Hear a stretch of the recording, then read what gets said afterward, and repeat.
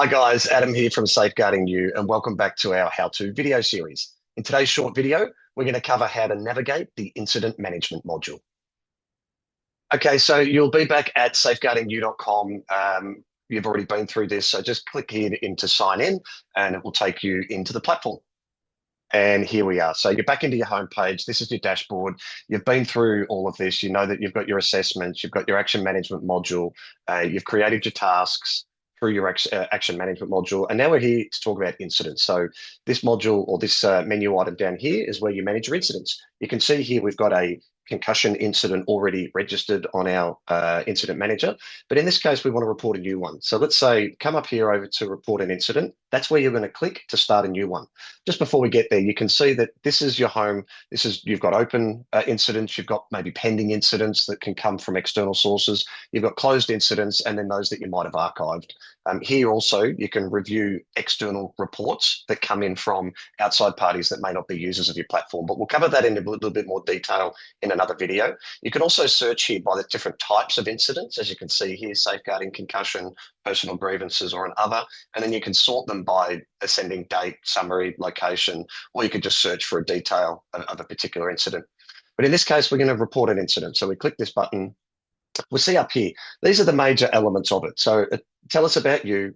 What are the incident details? Who were the person or persons involved? Was there any evidence or attachments that you would like to add to the incident? And then you would submit that. And that would create an incident in your incident manager.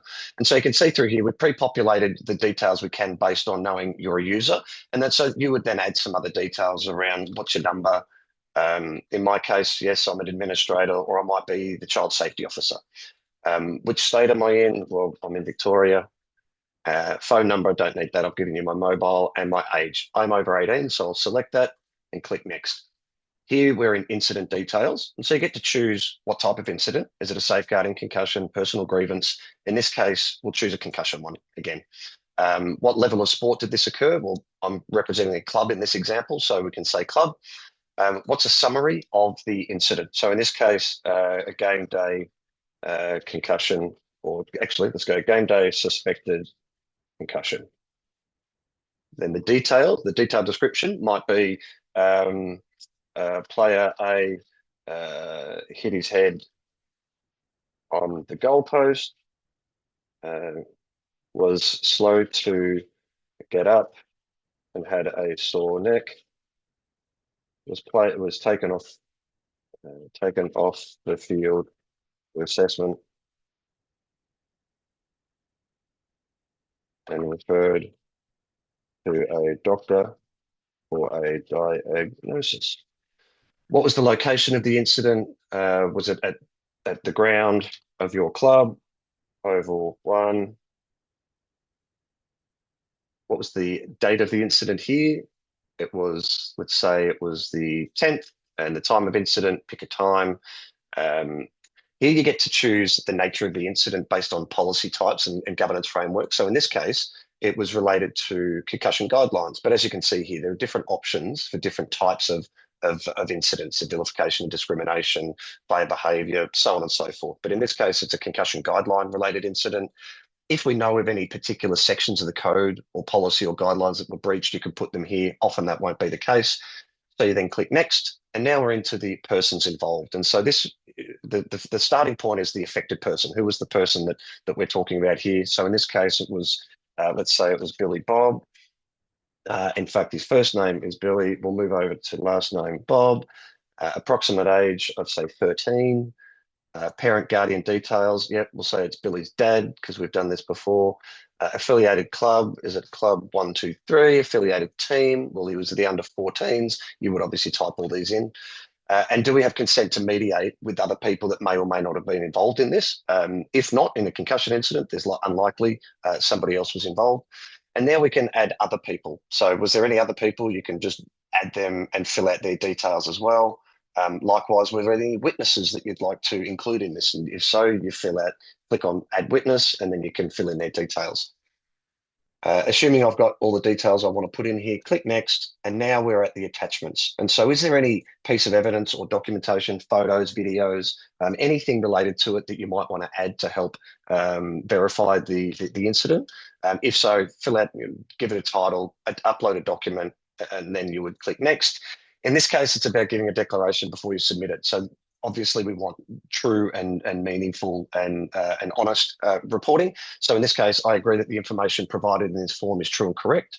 I acknowledge that my organisation may refer my matter to relevant league codes or integrity authorities for processing if applicable. So if it needs to be escalated, in theory, that the club or the organisation may do so. Attention, if your report includes information about potential imminent harm or ongoing risk or harm or criminal actions, you must report to the relevant law enforcement. So, i.e., if this is urgent and serious, call the police. And here you can see down here, there's a summary of the details if you want to go back and edit them. Otherwise, you would click submit. And here now we have another incident that has been reported.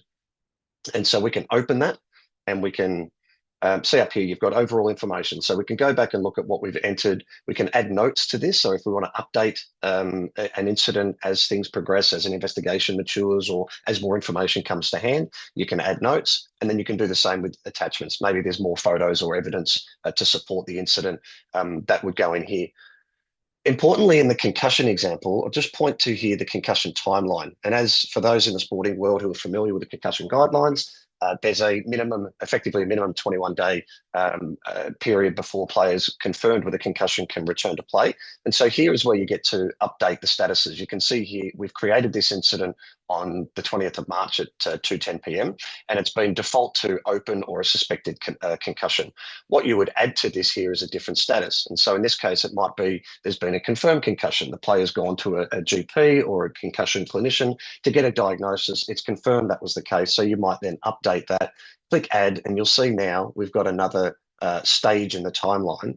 And then what we would be ultimately looking for is an approval of return to play with a medical clearance, which is what we as organisations or clubs as organisations should be looking for. So, and here you'll see a day counter. So this has all happened in one day. So great, Billy's had a suspected concussion, gone straight to the GP, and it's confirmed. Well, as a club, we would now know that we would need to wait at least 20 days before we can return Billy to play. What we can also do here is we can edit the incident. So you click on the little pen button and you can edit the incident or add to it. You can also forward this incident to a third party, which is a really important feature, that it may need to go to the league for escalation. It may need to go to the authorities, police, or other parties. It may need to go to concussion clinician to share this information with them. And assuming you have the subject's consent, the child or their parents' consent to do so, this is where you would forward this incident to a third party. You would fill in their name, their email address, and again, importantly, confirm that we have consent to share this information and that I confirm written consent is attached to this incident. So you would really want to ensure, because consent and privacy is paramount, especially when you're dealing with medical information. And so this is where you can share the incident with third parties if you so desire. The other important part to point out here is the external reporting link. And so if you're a club or an organisation and you want to share the ability for your players, your parents, your spectators, your employees, your volunteers, anybody to be able to also submit an incident to you, then you would click this external reporting link.